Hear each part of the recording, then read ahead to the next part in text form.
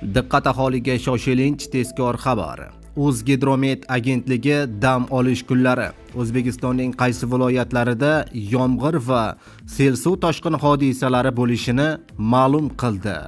Barcha fuqarolar tezda xabardor bo'ling.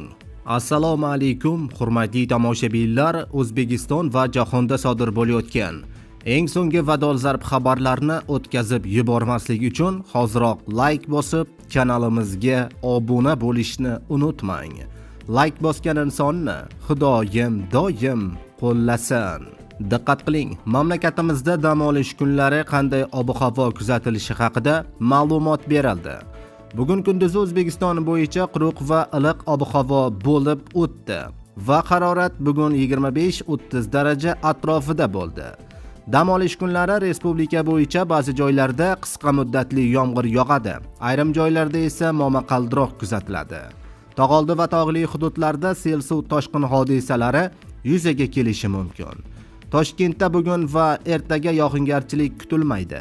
Harorat kunduzi 27-29 daraja iliq bo'ladi.